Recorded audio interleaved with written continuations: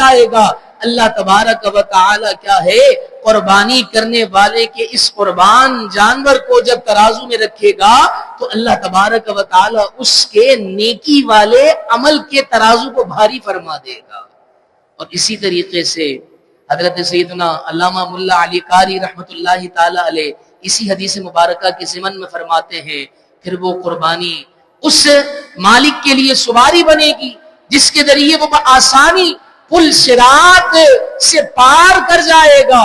اس جانور کا ہر عضو مالک کے ہر عضو کے لیے جہنم کے اس گرمی سے، جہنم کی اس تپش سے آزادی کا سبب بنے گا. لیکن میرے محترم اور پیارے بھائیوں، یہ تمام تر خصوصیات جو میں نے آپ کے سامنے عرض کی ہے، یہ تمام تر خصوصیات کس شخص کے لیے ہے کہ جو اخلاص کے ساتھ قربانی کرے، جو اللہ کی رضا کے لیے قربانی کرے.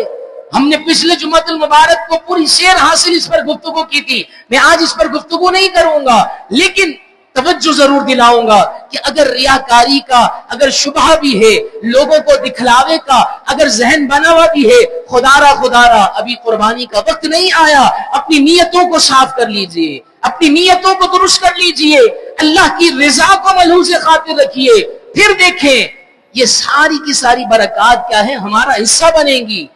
لیکن میرے محترم اور پیارے بھائیوں، اس حدیث مبارکہ کو ذکر کرنے کا مقصد، آج ہم نے قربانی کے جانور کو مذاق بنا لیا ہے، آج ہم نے قربانی کے جانور کو شغل بنا لیا ہے، آج ہم نے قربانی کے جانور کو انٹرٹین بنا لیا ہے، آج قربانی کے جانور کو ہم نے دنیا کی رنگینیوں کی زینت کر دیا ہے. آج ہم نے دنیا کی، اللہ اکبر کبیرہ، وہ ایک کسی عالم دین کا میری نظر سے کلپ گزرا تھا کہ آج ہے نا، آج ہم بنی اسرائیل کی گائے کو تلاش کرتے ہیں. بنی اسرائیل کی گائے پتہ ہے کیا تھی؟ قرآن پاک میں پوری سورت البقرہ، وہ سورت البقرہ اس وجہ سے ہے کہ بنی اسرائیل کے اندر ایک شخص تھا جو مالدار تھا، اس کو کسی نے قتل کر دیا. اللہ کے نبی حضرت موسیٰ کے پاس آتے ہیں اور آ کر کہتے ہیں کہ علی جاں ہمیں بتائیے کہ اس کا قاتل کون ہے، ہمیں پتہ لگانا ہے. اللہ تبارک و تعالیٰ کی طرف سے حکم آیا کہ ان کو کہو کہ کوئی جانور قربان کرے، اس کا گوشت کا لوتھڑا اس کے چہرے پر مارے، وہ اٹھے گا اور بتائے گا کہ میرا قاتل یہ ہے.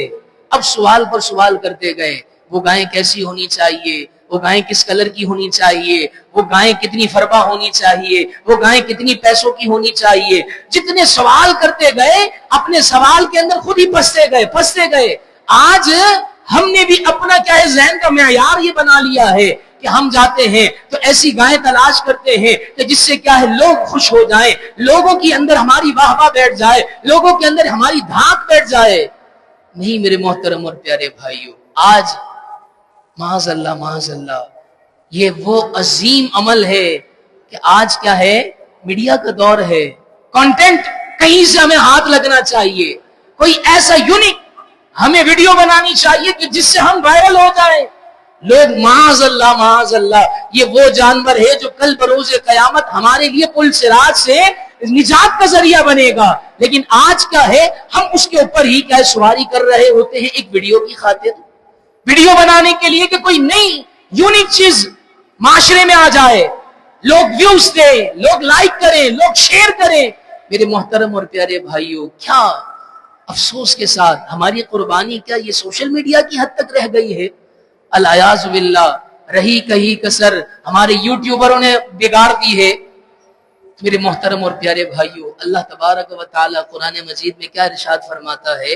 وَمَن يُعَظِّمْ شَعَائِرَ اللَّهِ فَإِنَّهَا مِن تَقْوَى الْقُلُوبِ، کہ جو اللہ تبارک و تعالی کی نشانیوں کی تعظیم کرتا ہے، ادب کرتا ہے، احترام کرتا ہے، فَإِنَّهَا مِن تَقْوَى الْقُلُوبِ، اللہ تبارک و تعالی نشانیوں کی ادب کرنے والوں کے دلوں کو پاکیزہ کر دیتا ہے، دلوں کو ستھرا کر دیتا ہے، دلوں کو نیکیوں کی طرف گامزن کر دیتا ہے. خدا را اس شاعر اسلام کی عزت کریں، احترام کریں.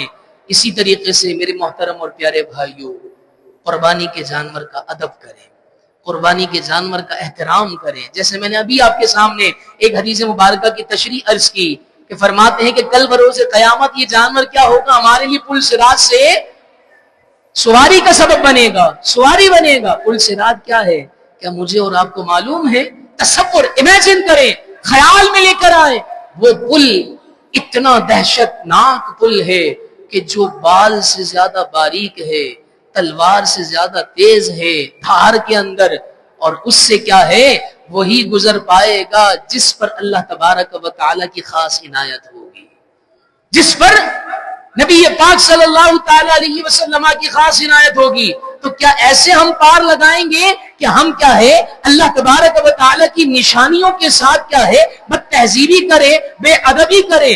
آپ اور میں یہ سوال کریں گے کہ نہیں یار ہم تو نہیں کرتے ایسا۔ میرے محترم اور پیارے بھائیوں، میں آپ کو چند مثالیں عرض کرتا ہوں۔ میں اپنی خوشیوں کی خاطر اتنے بھاری بھاری ہار اس کے گلے میں پہناتا ہوں۔ میں اپنی خوشیوں کی خاطر اس کے ٹانگ میں کیا ہے لوہے کے، اسٹیل کے، پیتل کے، تانبے کے یا اس طریقے کے دھات کے میں پائل پہناتا ہوں۔ ذرا سوچیں کہ جب میرے پاؤں کے اندر ذرا سا اگر ایک ہے نا بالکل پتھر کا بالکل ذرہ اگر چپ جائے تو کیا محسوس ہوتا ہے؟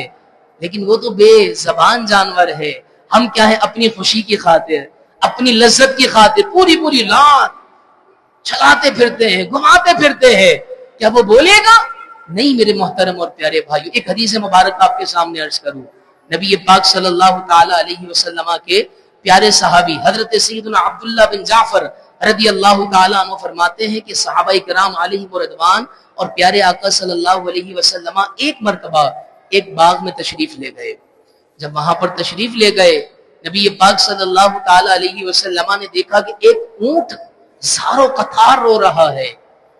پیارے آقا صلی اللہ علیہ وسلم اس اونٹ کے پاس تشریف لے جاتے ہیں، اس کی پشت پر محبت بھرا ہاتھ رکھتے ہیں، اور پھر یہ آیت مبارکہ یاد آ جاتی ہے کہ وَمَا أَرْسَلْنَاكَ إِلَّا رَحْمَةً لِّلْعَالَمِينَ۔ پیارے آقا صرف انسانوں کے لیے رحمت بن کر نہیں آئے بلکہ عالمین کے لیے رحمت بن کر آئے ہیں۔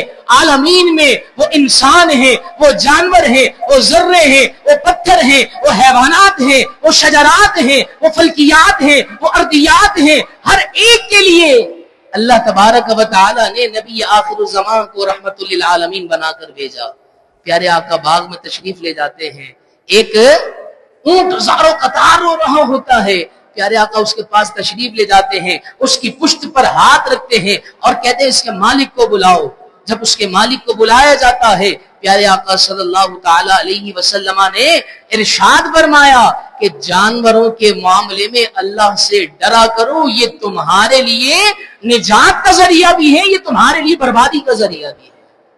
تم ان کو وقت پر کھانا دو۔ مختلف حدیث مبارکہ میں یہ بھی آیا ہے۔ اسی طریقے سے جتنا بوجھ یہ اٹھانے کے قابل ہے اتنا بوجھ اٹھایا جائے۔